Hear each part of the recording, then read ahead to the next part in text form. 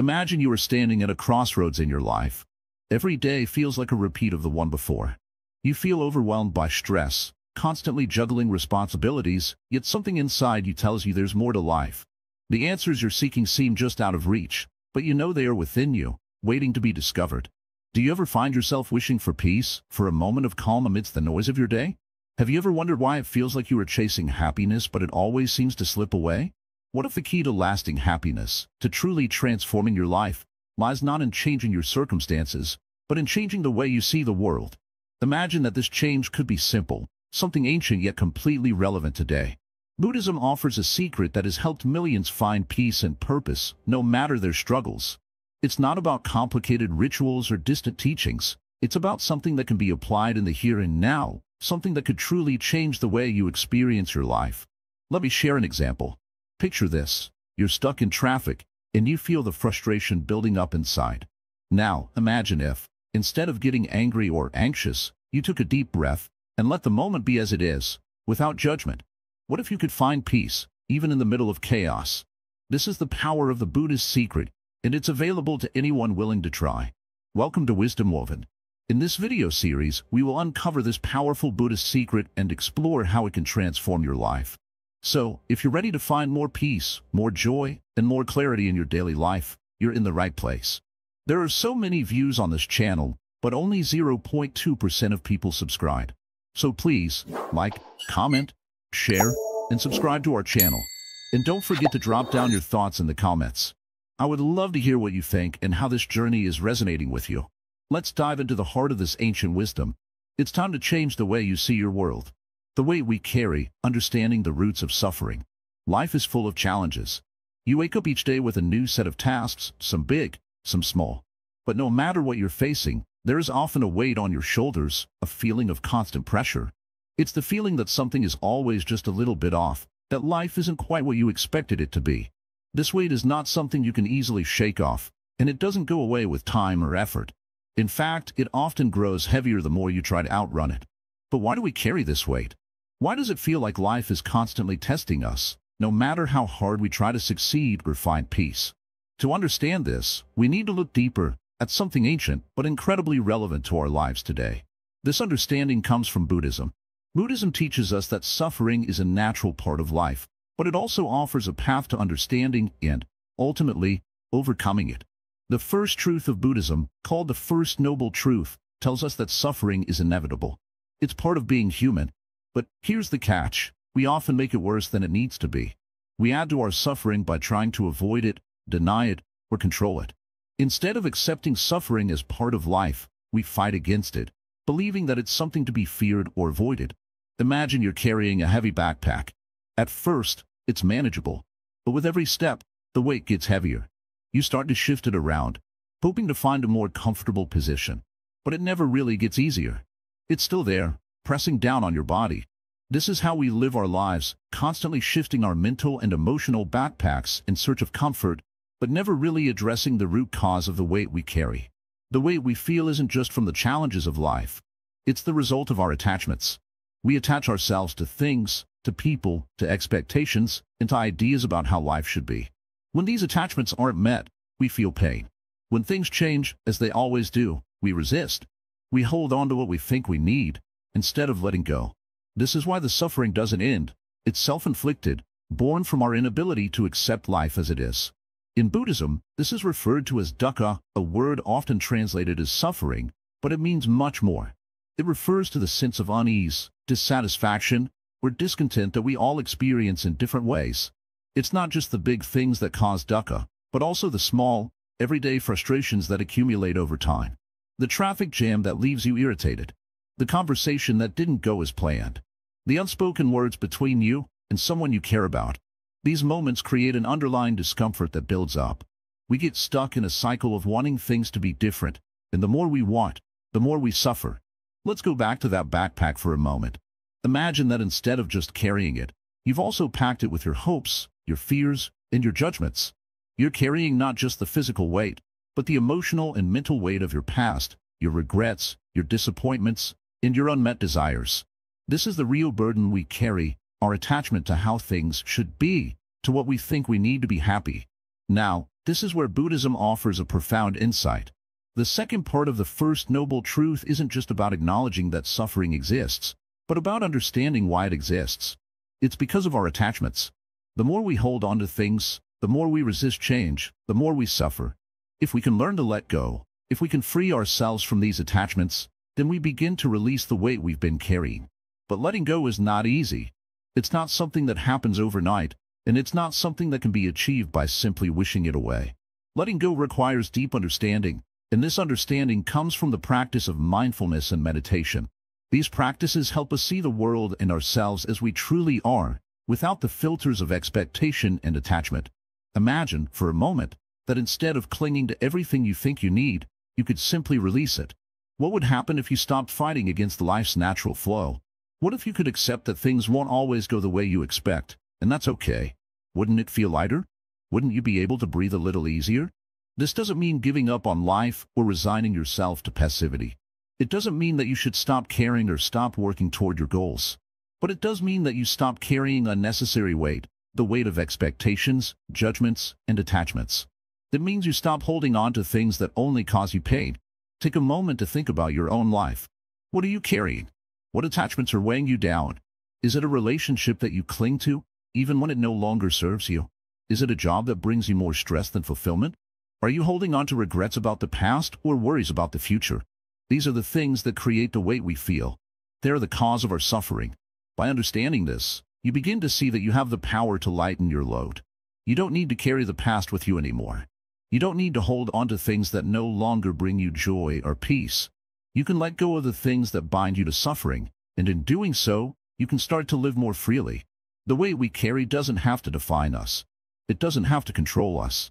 Once we understand where it comes from, we can start to make different choices. We can choose to let go of what no longer serves us. We can choose to accept life as it is, without trying to force it into a mold that fits our desires.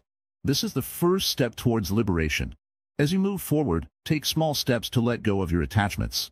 Start with the small things. Perhaps it's a habit that no longer serves you, or an expectation you've been holding on to. Each time you release something, you'll feel a little lighter, a little freer. And with each step, you'll find that the weight you carry becomes easier to bear. Buddhism teaches that suffering is not something to be avoided, but understood. It's not about denying the challenges of life, but about seeing them clearly for what they are. Once you understand the roots of your suffering, you can begin to remove them, one attachment at a time. It's a journey, not a destination. But with each step, you'll find that the burden becomes lighter, and the path becomes clearer. And as you continue down this path, you'll discover the peace and freedom that come from understanding the true nature of your suffering. The power of perception, how our minds shape reality. Let us pause for a moment. Imagine the world around you as a mirror. What you see in this mirror is not just the world itself, but a reflection of how you perceive it. The way you look at things, the lens through which you view reality, shapes everything in your life. You've probably heard the phrase, your perception is your reality. But do you really understand the depth of this truth? Our minds are like a filter. Every experience, every interaction is colored by our past, by our thoughts, by our emotions. We don't see the world as it truly is. We see it through the veil of our judgments, assumptions, and expectations. This veil can either help us see things more clearly or cloud our vision completely. Think about it. When you wake up in the morning, do you feel joy and gratitude for the new day? Or do you feel stress about the tasks ahead? The difference isn't in the day itself, but in how you choose to perceive it. One person may see the morning as an opportunity, while another might see it as a burden. The way we choose to perceive the world directly influences how we experience it. In Buddhism, we are taught that our perceptions are not the ultimate truth. They are just constructs of our mind. We have the ability to shift our perspective, to see the world differently. This shift in perception is one of the most powerful tools we can use to change our lives. It is often said that the Buddha himself was not immune to suffering, but what made him different was his ability to perceive suffering in a different light. He saw it not as something to be avoided, but as an opportunity to learn, grow, and transcend. Take a simple example, a person who faces a difficult situation at work.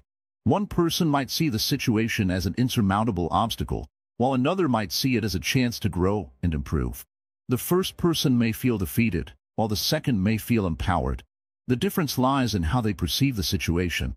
Both are facing the same challenge, but their perception shapes their experience of it. Perception isn't just about how we see external events, It's also about how we view ourselves. How do you see yourself? Do you see yourself as capable, strong, and resilient? Or do you see yourself as weak and incapable? The way you perceive yourself will determine the actions you take and the outcomes you experience. If you believe you are limited, then your actions will reflect that belief. But if you believe in your potential, then you will act in ways that allow you to tap into your true strength. Buddhism teaches us that our minds are often clouded by attachments and aversions. We become attached to certain outcomes, certain expectations, and certain ways of thinking. We fear change and resist uncertainty. This attachment to a particular way of thinking and being creates suffering. When we let go of these attachments and begin to see things as they truly are, without judgment or expectation, we open ourselves up to a new way of experiencing the world. Let me offer you a small practice, something you can do right now.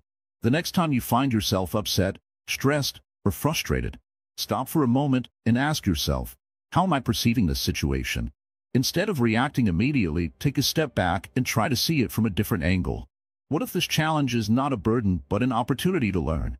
What if this person is not frustrating you but simply acting from their own perspective, which you may not fully understand? When you change your perception, you change your reality.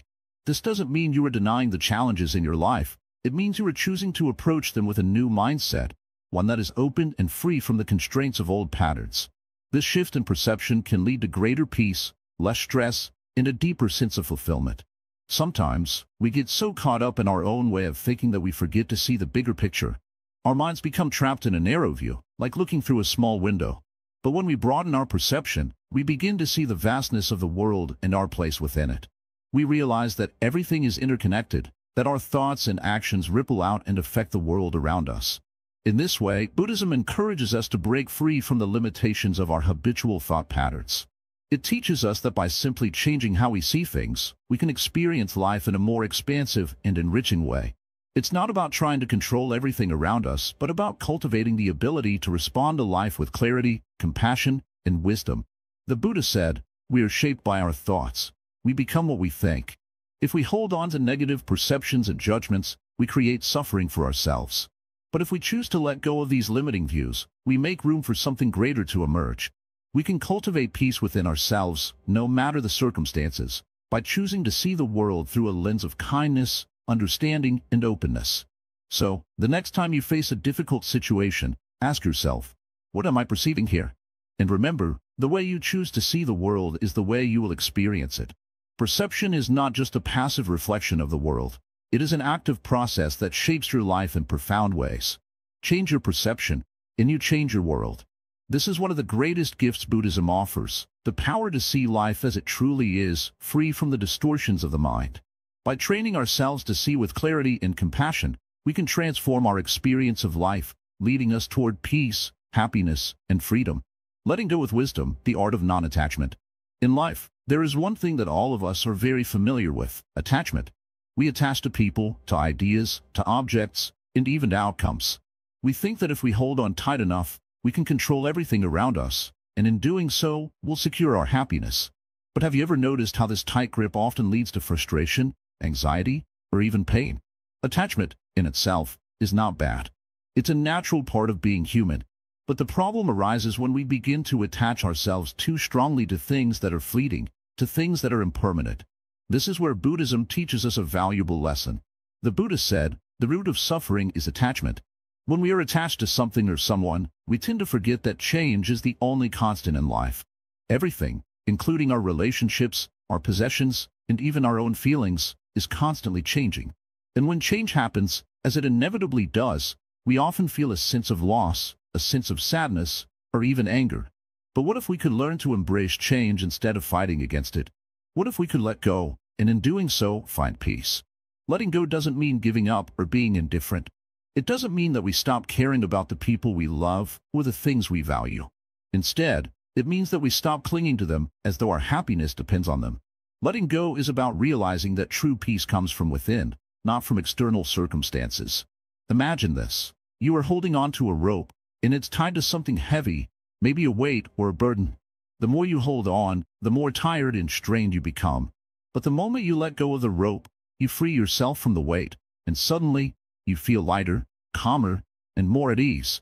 The rope represents attachment, and the act of letting go is the liberation from the constant struggle. In Buddhism, this letting go is often referred to as non-attachment. It's not about disconnecting from the world or becoming cold and distant. On the contrary, it's about engaging with life fully but without holding on to it too tightly. It's about being able to enjoy the beauty of a relationship without fearing its end, or appreciating a possession without feeling defined by it. Letting go also means letting go of expectations. We all have expectations about how things should go, how others should behave, or what life should look like. But when things don't go as planned, it's easy to become upset or frustrated. In those moments, we can ask ourselves, what would happen if we released our expectations and accepted things as they are? The reality is that life is unpredictable, and when we learn to let go of rigid expectations, we open ourselves to a world of possibilities. This is the wisdom of non-attachment. It's not about detaching from life or being cold-hearted. It's about learning to flow with the currents of life, to accept its ups and downs, and to find peace in the present moment, regardless of the outcome. Another aspect of letting go is letting go of our own self-identity. We all have a sense of who we are, and we cling to this idea of ourselves like a lifeline. But what happens when life challenges that sense of self? What happens when we experience failure, loss, or disappointment? It's in these moments that our attachment to our self-image can cause the most suffering. But when we realize that we are not our successes, our failures, or even our thoughts, we are free to simply be who we are, without needing to prove anything to anyone. This freedom comes from understanding that our true essence is not something we can hold on to or define. It is not bound by time or circumstances. When we let go of our attachment to our ego, we open ourselves to a deeper connection with the world around us. We begin to see others not as obstacles to our happiness, but as fellow travelers on the same journey. In relationships, non-attachment allows us to love without possessiveness. We love fully and deeply, but we do not expect the other person to complete us or give us a sense of identity. We understand that people come and go, and that love is not about ownership, but about connection. When we let go of the need to control the outcome of a relationship, we find that love becomes more genuine, more fulfilling.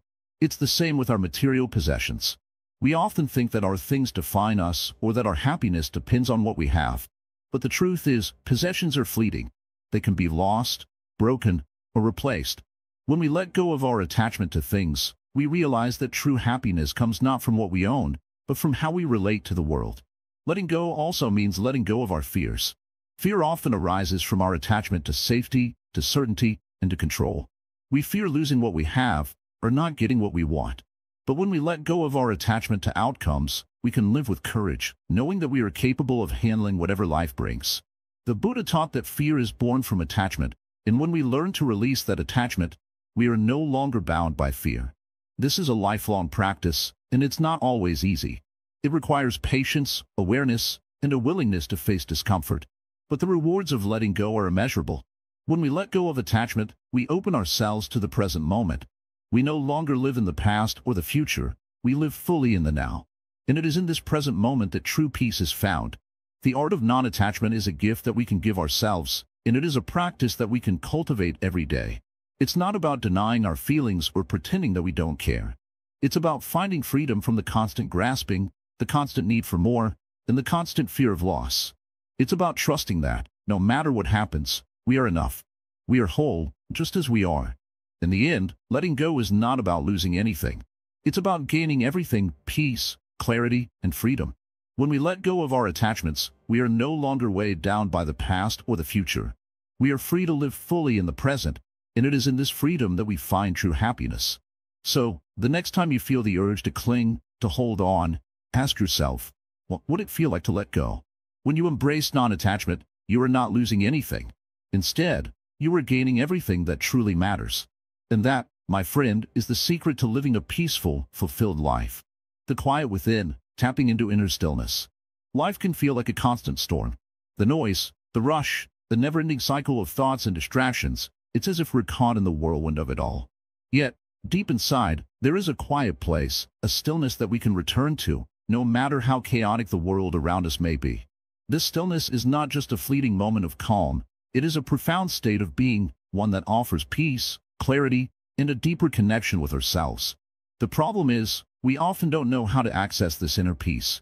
We are so caught up in the outside world, in our worries and responsibilities, that we forget how to listen to the quiet within. We spend our days reacting to the noise, rather than responding to the silence that lies beneath it all. But the truth is, the quiet is always there. It's within us, waiting to be discovered. Buddhism teaches us that true peace comes from within. It's not something we can find by changing our circumstances or running away from our problems. It's not something we can buy or achieve. Peace is not a goal to be reached. It is a state of being that we can cultivate through mindfulness and awareness. By simply paying attention to our breath, our body, and the present moment, we can begin to tap into this stillness that is always available to us. Imagine, for a moment, that you are sitting in a quiet room. There is no one else around. The only sound is the gentle rhythm of your breath, in and out. As you sit there, you begin to notice the thoughts that come and go, like clouds drifting across the sky. You don't try to push them away or hold on to them. You simply observe them, knowing that they too will pass. In this space, there is no rush, no need to do anything. You are just being, and in this being, you find peace. This is the power of mindfulness. It is the practice of bringing our attention to the present moment without judgment. When we practice mindfulness, we begin to notice the small moments of stillness that are always there, hidden in the midst of our busy lives. We begin to see that peace is not something we need to chase. It is something we can simply allow ourselves to experience. But how do we cultivate this stillness in a world that is constantly pulling us in different directions? It starts with slowing down. We live in a world that glorifies busyness, but true peace comes when we are able to pause and be present. Even in the middle of our hectic days, we can take a few moments to close our eyes, take a deep breath, and return to the stillness within. We don't need to escape the world to find peace. We simply need to tune into the peace that is already here. This process is not always easy. Our minds are often cluttered with worries, doubts, and distractions. It can be difficult to sit still when our thoughts are racing. But just like any skill, mindfulness takes practice. The more we practice, the easier it becomes to find that inner stillness, even in the most chaotic moments. And as we begin to cultivate this stillness, we start to notice the profound effect it has on our lives. When we are able to tap into our inner stillness, we approach life with a greater sense of clarity and calm. We are less likely to react impulsively to situations, and more likely to respond with wisdom and patience. We become more aware of our emotions, our thoughts, and our actions, and we begin to make choices that are more aligned with our true selves. In this way, inner stillness not only brings us peace, but also guides us toward living more intentionally and authentically. There is a beautiful simplicity in the quiet. In a world that is constantly demanding our attention, it can feel like a luxury to slow down and just be. But the truth is, it is the most important thing we can do for ourselves. When we take the time to connect with the quiet within, we reconnect with our true nature. We remember who we really are, beneath all the noise and distractions of life. Think about the times in your life when you felt truly at peace. Maybe it was sitting by the ocean, watching the waves roll in. Or perhaps it was in nature, surrounded by the beauty of the trees and the sky. In those moments, you were not trying to find peace. You were simply being present, allowing yourself to experience the stillness that is always there. This is the gift of mindfulness, to be fully present in each moment, without judgment or expectation. In Buddhism, there is a practice called shamatha, which means calm abiding. It is the practice of sitting quietly and simply being present with whatever arises. This practice helps us develop the ability to rest in the present moment without getting caught up in the past or the future. It teaches us to be content with what is, without trying to change it or control it. In this way, we learn to find peace in the midst of whatever is happening around us. The beauty of inner stillness is that it is always available to us, no matter where we are or what is happening in our lives. We don't need to go on a retreat or escape to a quiet place to experience it. It is a state of being that we can tap into at any moment, simply by bringing our attention to the present. And as we cultivate this stillness, we begin to notice that our lives become more peaceful, more balanced, and more aligned with our deepest values. As you go about your day, take a moment to pause and tune into the quiet within. Notice the sensation of your breath, the feeling of your body in the present moment. Allow yourself to simply be, without needing to do anything or go anywhere. In these moments, you will begin to experience the power of inner stillness. You will start to realize that peace is not something you need to search for. It is something you can create, simply by being present and aware. The world may continue to rush and spin, but when you find the quiet within, you find a place of peace that no external circumstance can take away. This stillness is your anchor, your refuge, your source of strength.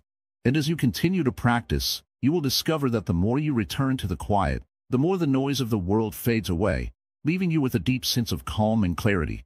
So take a deep breath, and remember, peace is not something to chase, it is something to embrace. It is already within you, waiting for you to notice. And as you tap into this inner stillness, you will find that your life becomes more peaceful, more balanced, and more in tune with your true self. The middle way, balancing life with grace and insight. Life often feels like walking a tightrope, doesn't it? We find ourselves pulled in so many directions, our work, relationships, responsibilities, and desires. There's a constant push and pull, a never-ending balancing act. Some days, it feels like we are just trying to keep our heads above water, wondering if we'll ever find a moment of peace. It's easy to get lost in this whirlwind, to swing between extremes, whether it's in how we think, what we do, or how we feel.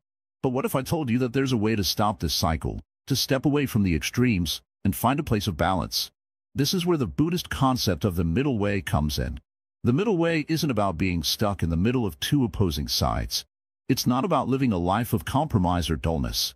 No, it's about finding the path that avoids the extremes and leads to a deeper, more harmonious life. It's a path that's been practiced for thousands of years and is just as relevant today as it was when Buddha first taught it. So, what exactly does it mean to live by the middle way? At its core, the middle way is about avoiding the extremes of indulgence and denial. Many of us, especially in the modern world, tend to swing between these two extremes.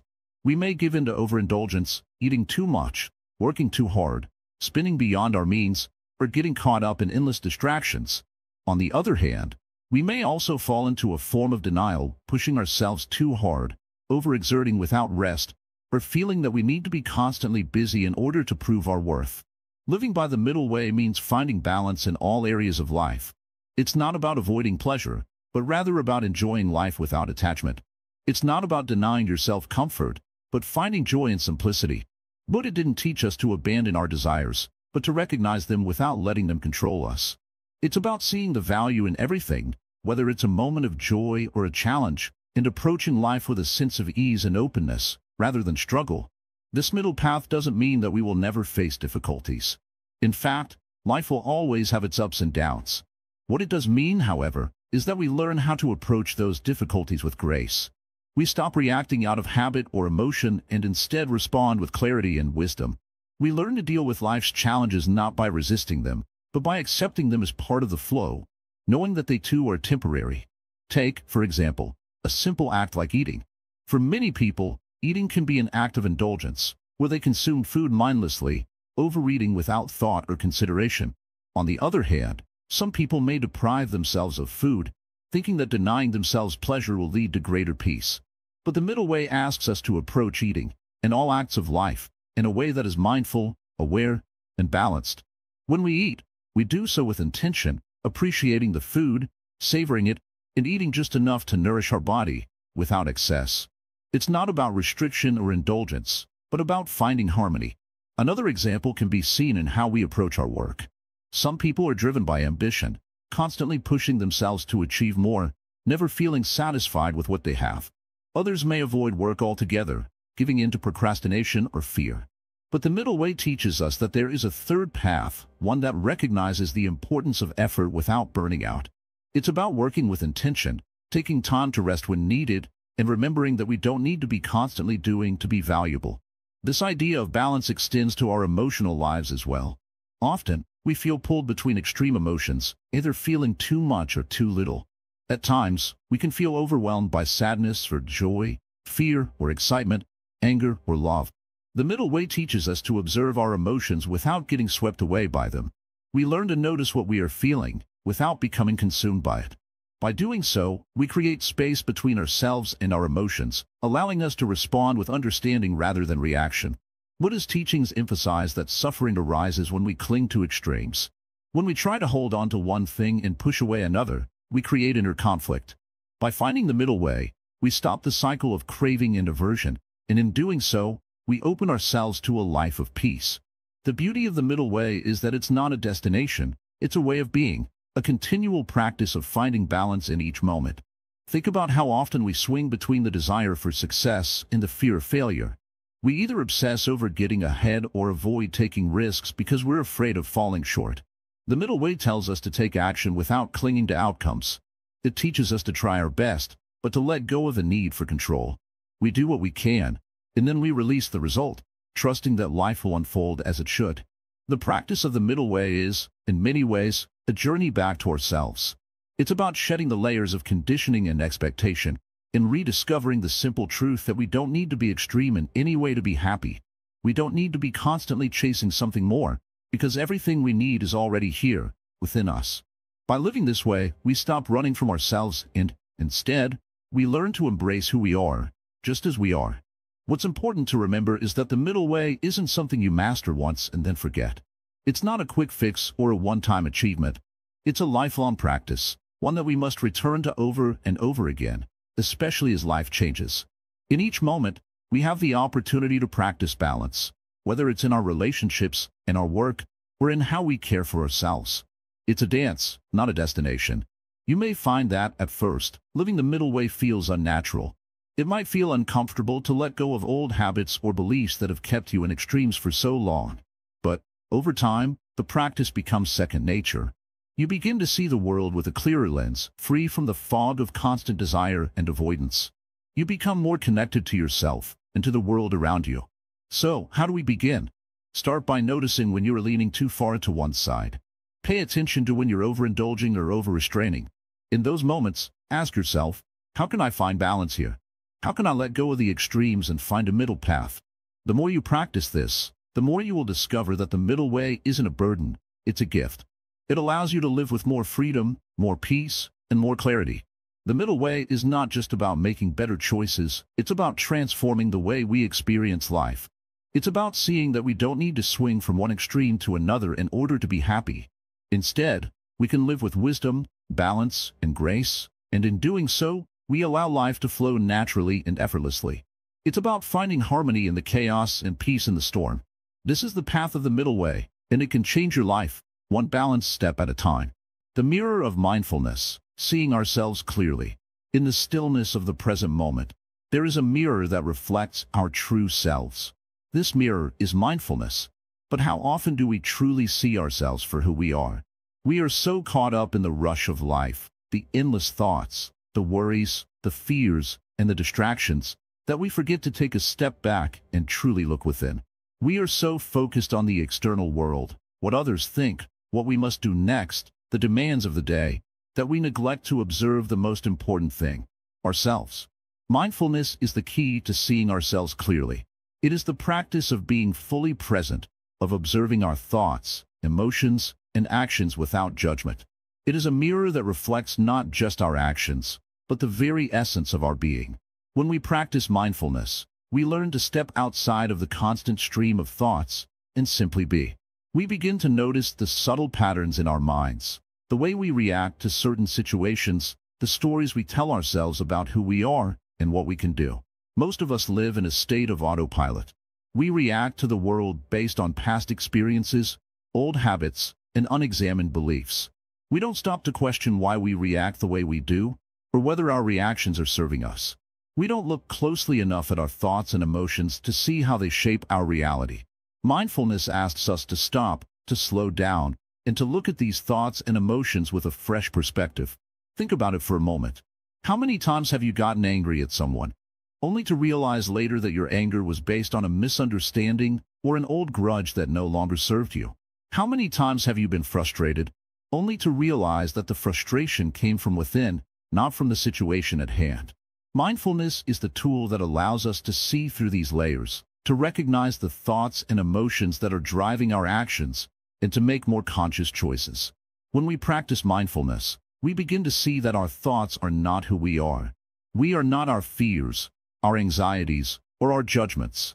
We are not the stories we tell ourselves about our past or our future. We are simply the awareness behind those thoughts, the observer of our own experiences. This realization is liberating. It frees us from being trapped in the endless cycle of negative thoughts and emotions. It allows us to experience life as it truly is, without the distortions of our past conditioning. Mindfulness is like a lens that sharpens our vision. It helps us see the truth of our emotions and reactions. Instead of being swept away by them, we learn to observe them with curiosity and compassion. When we experience anger, for example, mindfulness allows us to notice the feeling before it takes control. We can ask ourselves, where is this anger coming from? What is it trying to tell me? This simple practice can prevent us from reacting impulsively and help us respond more thoughtfully. Through mindfulness, we begin to develop a deeper understanding of ourselves. We start to notice the patterns in our thoughts and behaviors. We see where we are holding on to old wounds, where we are stuck in negative thinking, and where we are resisting change. And with this awareness comes the power to change. We don't need to wait for life to change or for other people to change. We can change ourselves by changing the way we perceive and respond to our thoughts and emotions. Mindfulness also teaches us to be kinder to ourselves. How often do we criticize ourselves for making mistakes or for not living up to our expectations? How often do we hold ourselves to impossibly high standards, only to feel disappointed when we inevitably fall short? Mindfulness helps us see that these thoughts of self-criticism are just that, thoughts. They are not truths. They are not who we are. And by seeing them clearly, we can begin to let go of them. We can replace judgment with acceptance, frustration with patience, and self-criticism with compassion. The practice of mindfulness also brings us closer to the present moment, where life is happening. How much of our lives have we spent looking back at the past or worrying about the future, instead of fully experiencing the present moment? Mindfulness is the practice of returning to now, of being fully engaged with what is happening right in front of us. It allows us to experience the richness of life as it unfolds, instead of being distracted by the noise in our minds. Mindfulness doesn't require special tools or techniques. All it requires is your attention. It can be practiced in any moment, whether you are sitting in meditation, walking down the street, or having a conversation with someone. The key is to bring your full awareness to whatever you are doing, to observe it without distraction, and to simply be present with it. It's about turning off the autopilot and choosing to live consciously. One of the most profound things about mindfulness is that it helps us see the interconnectedness of all things. When we observe our thoughts and emotions with awareness, we begin to see how everything is linked. Our thoughts shape our feelings shape our actions, and our actions shape our world. Mindfulness helps us see that we are not separate from the world around us. We are all part of a greater whole. And when we begin to understand this, we can cultivate greater empathy, compassion, and understanding for ourselves and others. As we continue to practice mindfulness, we begin to experience life in a deeper, more meaningful way. We start to see beauty in the smallest moments, the way the sunlight dances on the leaves, the sound of rain falling on the roof, the warmth of a hug from a loved one. These moments, which we might have missed before, become sources of joy and gratitude. Mindfulness brings us back to the present, where life is happening, and helps us savor each moment fully. Mindfulness is not about achieving a particular state of mind or reaching some kind of perfection. It's not about being good at mindfulness or about getting it right. It's about being real with ourselves, about observing our lives without judgment or expectation, and about being kind to ourselves in the process. It's about learning to live fully, with awareness and compassion in each moment. When you embrace mindfulness, you begin to see the world with new eyes. You start to notice things you never saw before, feel things you never felt before, and experience life in a way that is more authentic, more present, and more connected. The mirror of mindfulness shows you who you really are, beyond the thoughts and emotions that cloud your vision. It reveals the peace, clarity, and wisdom that are already within you, waiting to be discovered. And with this newfound clarity, you can make better choices. You can respond to life's challenges with calm and confidence, instead of reacting with stress and fear. You can approach your relationships with more patience and understanding. You can find peace in the midst of chaos, and joy in the simplicity of being. Mindfulness doesn't promise to change your external circumstances, but it will change the way you experience them. And in that change lies the key to a more peaceful, more fulfilling life. So, the next time you find yourself caught in a whirlwind of thoughts, stop. Take a breath. Look in the mirror of mindfulness and see yourself clearly. See the thoughts, emotions, and reactions that are shaping your experience. And remember, you are not defined by them.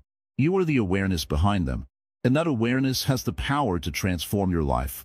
Compassion without burnout. Boundaries in loving kindness. Imagine you are sitting in a quiet room, surrounded by the hum of life around you.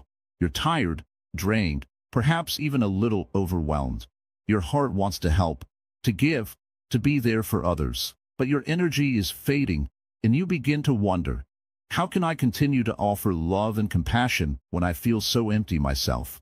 It's a dilemma many of us face. We want to be kind, we want to care for others, but at what point does our own well-being start to suffer? When does loving kindness towards others become a burden instead of a gift? It's a question that has puzzled many of us, and yet, it's one that the teachings of Buddhism offer a profound answer to.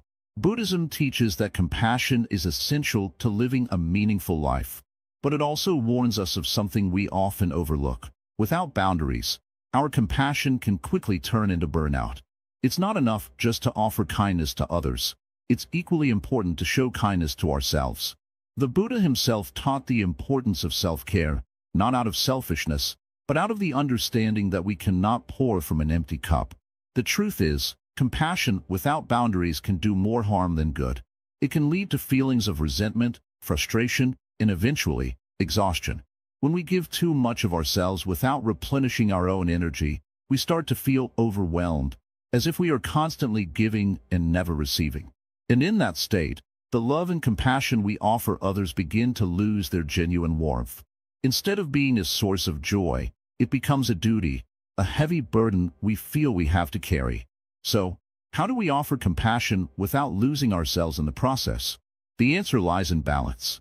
Buddhism teaches us to care for others with an open heart, but not at the expense of our own well-being.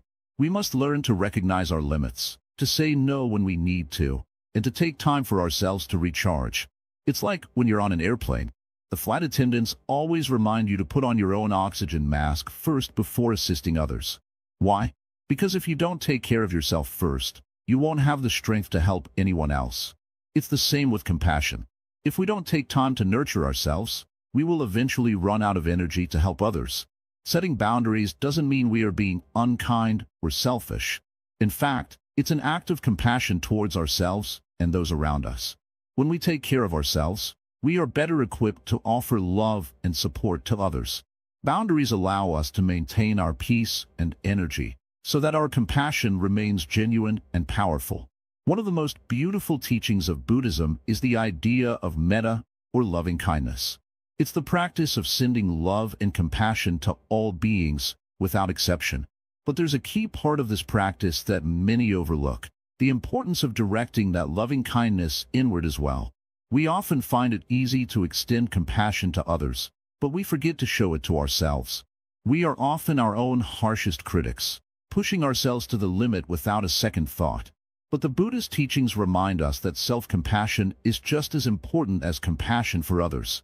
In fact, it's the foundation from which all other compassion grows. When we are kind to ourselves, when we forgive ourselves for our mistakes, when we treat ourselves with the same love and patience we offer to others, we create the space for true compassion to flourish. Learning to say no, setting boundaries, and taking time for ourselves doesn't make us bad people. It makes us human. It makes us wise. When we are mindful of our own needs, we are able to offer deeper, more authentic compassion to others. It's not about giving until we're empty. It's about giving from a place of abundance, from a place of inner peace and balance. The Buddha taught that true compassion arises from a deep understanding of suffering, both our own and others. We can only truly empathize with others when we understand our own pain, when we acknowledge our own limits, and when we make space for our own healing. Compassion isn't about fixing others or solving their problems. It's about being present, being there for them without losing ourselves in the process. In your life, you may find yourself pulled in many directions by the needs of family, friends, work, and even strangers. It can be easy to feel overwhelmed, as if you have to do it all. But the truth is, you don't. You don't have to say yes to every request, to every need.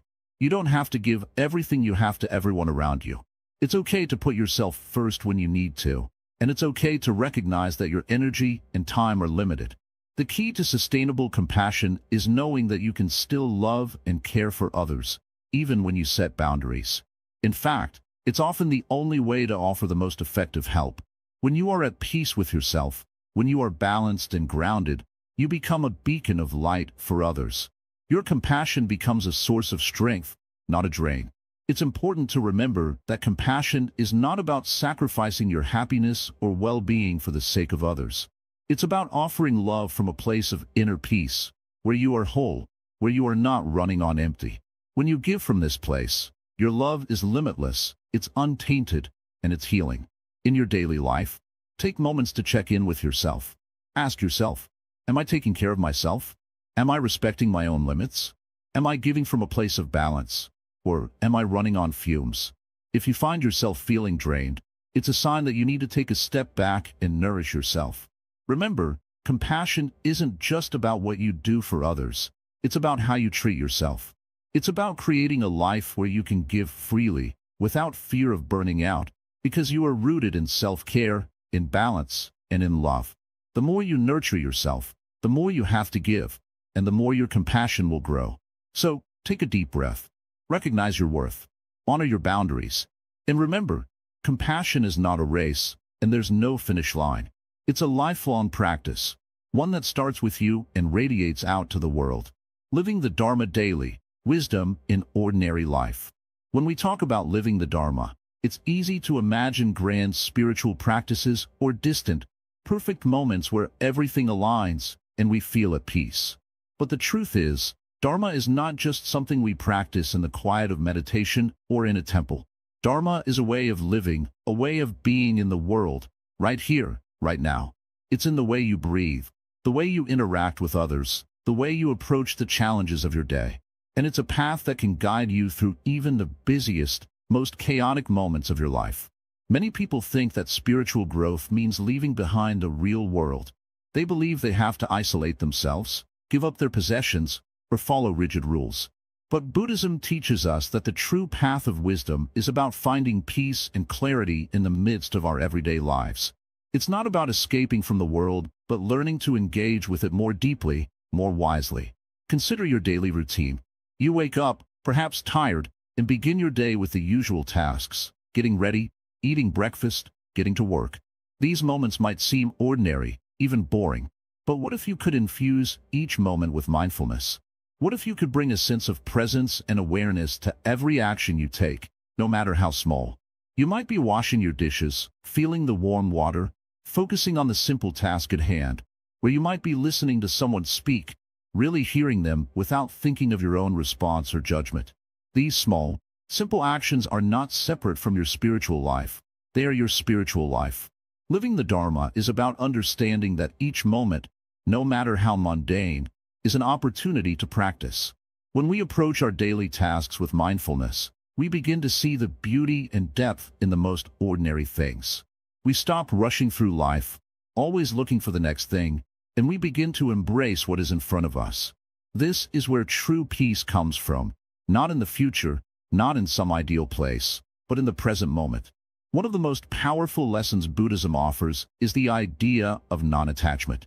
We often think that we need to control everything around us, our relationships, our work, our future, but the truth is, control is an illusion. Life is always changing, and when we try to hold on too tightly to anything, we only create suffering for ourselves. The secret to living the Dharma is learning to let go. This doesn't mean abandoning your responsibilities or giving up on your dreams. It means learning to release the need to control outcomes. When you let go of the need for everything to go your way, you free yourself from anxiety and fear. You start to trust in the flow of life and in your ability to handle whatever comes your way. Think about the moments when life feels like it's spiraling out of control. Maybe you're dealing with a difficult person, or you're overwhelmed by work, or you're facing a health challenge. These are the moments when Dharma is most important. It's in these tough times that you can practice patience, compassion, and acceptance. You don't have to react with frustration or anger. Instead, you can pause, breathe, and allow yourself to be with what is happening. This doesn't mean you give up or stop caring. It means you stop fighting against reality. You accept what is, and from that place of acceptance, you can take wise action. Another important part of living the Dharma is cultivating compassion. Compassion isn't just about being kind to others. It's about understanding that we are all interconnected. When we see others as separate from ourselves, it's easy to feel judgment or frustration. But when we recognize that their struggles are our struggles, their pain is our pain, we begin to approach the world with a deep sense of empathy. This doesn't mean we take on other people's problems, but we recognize their humanity and offer support in whatever way we can. Compassion allows us to move beyond our own small selves and connect with others on a deeper level. It's a way of living that transforms not only our own hearts, but also the world around us. You don't need to be perfect to live the Dharma. In fact, Buddhism teaches that imperfection is part of the human experience. We will all make mistakes. We will all have moments where we lose our temper, or get distracted, or forget our higher intentions. The key is to not judge yourself too harshly when this happens. Instead, practice self-compassion and gently guide yourself back to your center. Every moment is a new opportunity to return to the path. Every moment is a chance to start again. Living the Dharma is also about mindfulness in your relationships. So often, we rush through interactions with others, thinking about what we need to say next or what we want from them. But the practice of mindfulness invites us to truly listen, to hear not just the words, but the feelings behind the words. It invites us to see others with fresh eyes, without the filter of our own judgments or assumptions. When we listen deeply, we connect with others in a more meaningful way. And when we approach each person we meet with kindness and understanding, we create a ripple effect of positive energy in the world. At work, living the Dharma means not getting caught up in the constant rush or the pressure to achieve. It's about finding balance, doing your best without losing yourself in the process. It means working with integrity, staying true to your values, and not letting the demands of others compromise your peace of mind. Whether you're managing a team or handling a simple task, the way you approach your work can be a reflection of your inner wisdom and mindfulness. Even in moments of frustration or anger, you can practice the Dharma. When something doesn't go as planned, instead of reacting with irritation, take a moment to breathe and observe your emotions. Understand where they come from. Often, anger arises from unmet expectations or a fear of losing control. By noticing these emotions without judgment, you create space to respond more thoughtfully. This is the power of mindfulness. It allows you to break the cycle of automatic reactions and choose a more peaceful path. Life is full of uncertainties. We can't control what happens to us, but we can control how we respond. Living the Dharma is about recognizing that uncertainty is part of life. Rather than fighting it, we embrace it. We trust that, whatever comes our way, we have the inner resources to meet it with wisdom and grace. And the more we practice this, the more we start to see how everything in life is interconnected, how every action we take affects the world around us, how our choices ripple out into the lives of others. By living the Dharma daily, we cultivate a life that is rich with meaning. It's not about achieving perfection or avoiding difficulties. It's about showing up fully in each moment, being aware of your thoughts and actions, and choosing to live with intention. The more you do this, the more natural it becomes. It's not something you have to force. It becomes a part of who you are. It's a life of balance, a life of compassion, a life of peace. When you live the Dharma, you begin to see the world in a new way. You start to appreciate the small things, the way the sunlight hits the leaves, the sound of birds in the morning, the feeling of a loved one's embrace. These simple moments are not trivial. They are the essence of life. By living the Dharma, you awaken to the beauty and wonder that has always been right in front of you. So, how can you start living the Dharma today? Begin with small steps. Pay attention to your breath. Practice patience with yourself and others. Be mindful of your actions, your words, your thoughts. The more you live in alignment with the Dharma, the more you'll experience the profound peace and wisdom that it brings. The path may not always be easy, but it is always worth walking. Living the Dharma is the art of living wisely. It's about embracing each moment, no matter how ordinary it seems, and finding the sacred within the everyday. The more you practice, the more your life will shift, and you will begin to see the world through the eyes of wisdom and compassion. The change may be subtle at first, but soon, you'll realize that you are living a life that is more peaceful, more connected, and more aligned with your deepest values. Freedom beyond control, accepting the flow of impermanence. There is a truth that is difficult for most people to accept. Everything changes. We try to hold on to things, to make them permanent, because we fear the unknown. We fear loss. We fear change. But the reality is that change is the only constant in life. The sooner we understand this, the sooner we can begin to embrace life as it truly is. Imagine for a moment that you are holding on to something tightly. Maybe it's an idea, a relationship, or even a specific outcome you desire. You cling to it, thinking that if you can just hold on long enough, everything will be okay. But the tighter you grip, the more you strain, and the more you start to feel your peace slip away. This is the nature of attachment. It creates a sense of control, a belief that we can somehow make life the way we want it to be. But in truth, we can't control everything, and that is a source of great suffering. Buddhism teaches us that the key to freedom is in accepting impermanence, the simple, profound truth that everything is in constant flux. Our bodies, our thoughts, our relationships, even the very world around us. Everything is changing all the time. The more we try to hold on to things as they are, the more we suffer. When we learn to accept impermanence, we free ourselves from the weight of control, and we can begin to live with a sense of peace, regardless of the circumstances around us. Think of the seasons.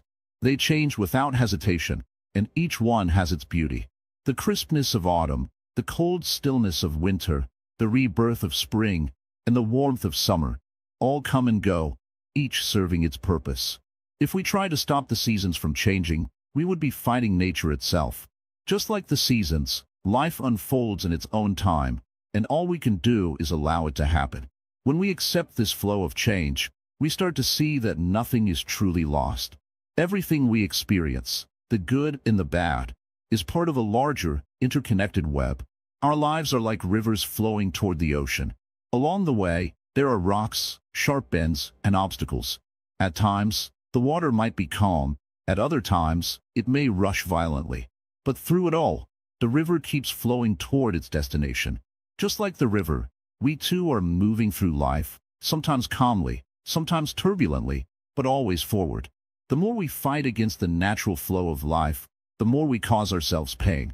But when we let go of the need to control, when we accept the natural rhythms of life, we can move through the challenges with greater ease. This doesn't mean we become passive or indifferent. It means we stop resisting and start flowing with life instead of against it. Have you ever noticed how children seem to accept change so easily? A child doesn't resist when their favorite toy breaks. They simply move on to something else. A child doesn't cling to a single moment or try to control the future. They are fully present in each moment, accepting life as it comes. In many ways, we can learn from this childlike acceptance. As we grow older, we begin to believe that we must control everything, that we must hold on tightly to what we have, because we are afraid of losing it. But the Buddhist teachings remind us that the more we cling, the more we suffer. When we let go, we can experience freedom. This freedom doesn't come from having everything we want. It comes from realizing that we don't need to hold on to everything. We can trust that life will unfold as it should, even if we don't always understand it. There is a great peace in letting go of control. It's like opening your hand and watching the wind carry away the things that were weighing you down. The Buddha often spoke of the nature of suffering. He taught that suffering arises not from the world itself, but from our attachment to it. When we let go of our attachment to things, our ideas, our possessions, our relationships, we can begin to find peace. We don't need to hold on so tightly. The moment we let go, we open ourselves to the flow of life, and we realize that everything we need is already within us. At first, this might seem counterintuitive. We live in a world that teaches us to strive, to cling, to achieve, to never stop moving forward. But the more we try to control the world, the more we push ourselves further away from true happiness. Real freedom comes when we stop trying to make life fit into our expectations. It comes when we learn to accept the world as it is, with all of its unpredictability and impermanence. This acceptance is not about giving up or resigning ourselves to a passive existence. It's about recognizing that we are part of a larger, ever-changing flow. We don't need to control everything around us. We just need to be present, to experience each moment fully, and to trust that life will guide us where we need to go. The great irony is that by letting go, we often find that life becomes more beautiful, more fulfilling. We begin to see things as they are, not as we want them to be. We begin to appreciate the small moments, the quiet sunrise, the laughter of a loved one, the stillness of the evening, because we are no longer distracted by our desire for things to be different. When we accept impermanence, we also begin to understand that we are not separate from the world around us. We are all part of this ever-changing flow of life. Just as a leaf drifts on the surface of a stream, we too are carried along by the current of existence. We are not isolated individuals trying to control our own destiny. We are interconnected with everything and everyone. And in this interconnectedness, we find our freedom. Freedom does not come from resisting change. It comes from accepting it with grace and wisdom. It comes from understanding that change is not something to fear, but something to embrace.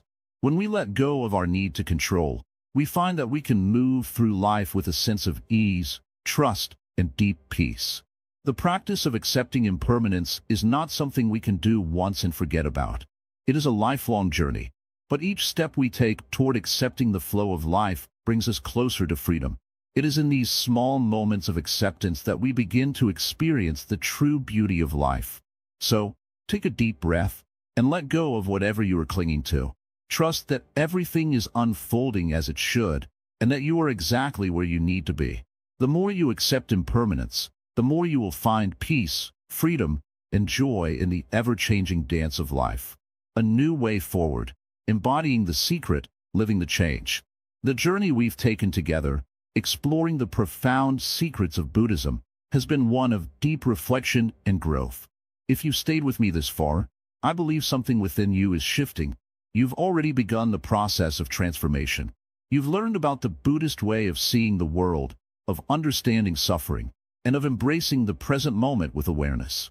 But the real question is, how do you carry all this wisdom forward in your everyday life? Living the change isn't about intellectual knowledge. It's about how you embody that knowledge. It's easy to understand concepts in theory, but the true challenge is in putting those concepts into practice. The Buddhist secret we've uncovered is not something that can be learned from a book or merely talked about. It's something that has to be lived. So how do you live it? How do you take this ancient wisdom and let it shape the way you walk through your life? It starts with small, consistent choices. Each moment is a new opportunity to embody the teachings you've learned. Maybe you're at work, feeling the pressure of deadlines. Maybe you're with your family, caught in a cycle of old patterns. In those moments, can you choose to see things differently? Can you choose to pause, breathe, and simply observe what's happening without judgment? The truth is, the chaos of life will always be there. The traffic jams, the work stress, the family misunderstandings, they are part of the human experience. But the way you respond to these challenges can change. Instead of reacting with frustration or fear, you can choose to respond with calm and clarity. You can choose to let go of expectations and embrace things as they are. This is the core of Buddhist practice, accepting impermanence, embracing the now, and being at peace with whatever comes. It's about finding balance, not through controlling everything around you, but through mastering your own reactions. The secret is simple, but it requires constant effort and awareness. Now, imagine living like this every day. Imagine waking up with a sense of peace, not because everything is perfect, but because you've learned how to find peace within yourself. Imagine going through your day with a calm mind, a steady heart, and a sense of clarity about what matters most. You don't need to be a monk or a spiritual teacher to live this way. You just need to be you, fully present in each moment, making choices that align with your true nature. But let's be real for a moment. Living the change isn't always easy. You'll face setbacks. There will be days when the old patterns creep back in. You might feel frustrated when things don't go as planned. It's okay. The key is to keep going, to keep returning to your practice. The path of peace is not a straight line. It's a winding road, full of twists and turns, but each step you take on that road brings you closer to the truth of who you really are. In those moments of struggle, remember this. Every challenge is an opportunity to grow. Every moment of discomfort is an invitation to practice mindfulness, to let go of your attachment to how things should be, and to embrace life as it is. The more you practice this, the more natural it becomes. Slowly, you begin to realize that you are not the circumstances of your life. You are the awareness that is observing them. This realization is powerful. It's the secret that Buddhism teaches. You are not your thoughts, you are not your emotions, and you are not the things that happen to you. You are the observer, the one who can choose how to respond. This is the freedom that comes from understanding the Buddhist way of living. It's a freedom that allows you to navigate life's challenges with grace, without being controlled by them. And this is where the real change happens. When you embody the Buddhist secret, you stop being at the mercy of your circumstances. You stop reacting out of habit or fear. Instead, you respond with wisdom, compassion, and clarity. And as you continue to practice, you start to see the world in a new way.